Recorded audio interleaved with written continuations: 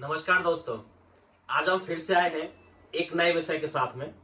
तो आज हम बात करेंगे विटामिन और मिनरल्स के बारे में। ये दोनों हमारे शरीर के लिए बहुत जरूरी होते हैं और इनकी कमी से कई सारी स्वास्थ्य समस्याएं भी हो सकती हैं। पहले हम बात करेंगे विटामिन के बारे में।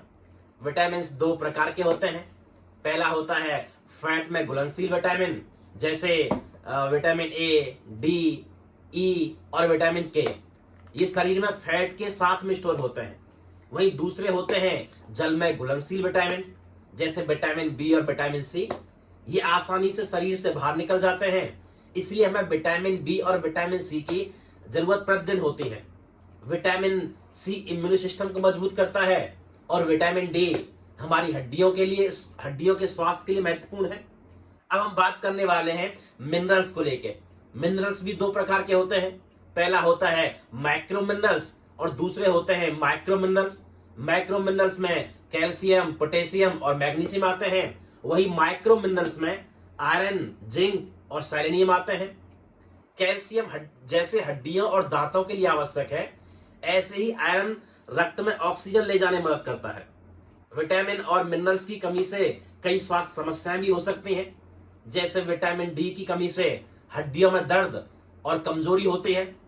ऐसे ही आयरन की कमी से एनीमिया और थकान का कारण बन सकता है। अब हम बात करने वाले हैं फिटनेस इंडस्ट्री में विटामिन और मिनरल्स का क्या रोल होता है।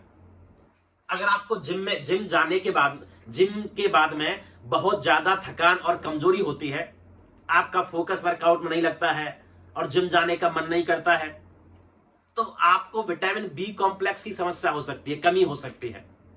इसके लिए आप अंडे, मांस, मछली और डेयरी प्रोडक्ट का इस्तेमाल कर सकते हैं और जरूरत पड़े तो किसी भी नजदीकी मेडिकल स्टोर से आप बी कॉम्प्लेक्स की टैबलेट भी ले सकते हैं। विटामिन बी कॉम्प्लेक्स विशेष रूप से B1, B2 और B6 ऊर्जा उत्पादन में मदद करते हैं। ये कार्बोहाइड्रेट और फैट को एनर्जी में बदलने का काम करते हैं। विटामिन और मिनरल्स शरीर को आवश्यक पोषण प्रदान करते हैं, जिससे मांसपेशियों की वृद्धि और रिकवरी मदद होती है।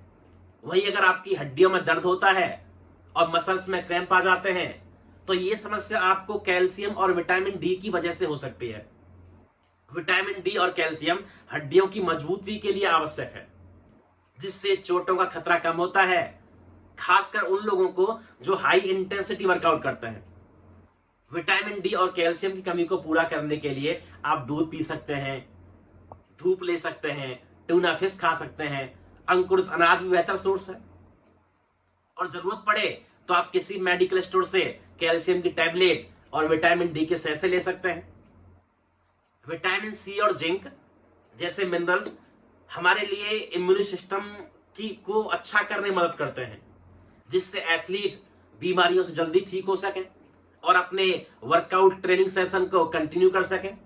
अगर आपकी रिकवरी टाइम से नहीं होती है, जिम जाने से पहले थकान महसूस होती है, तो आपको विटामिन सी और जिंक की कमी हो सकती है।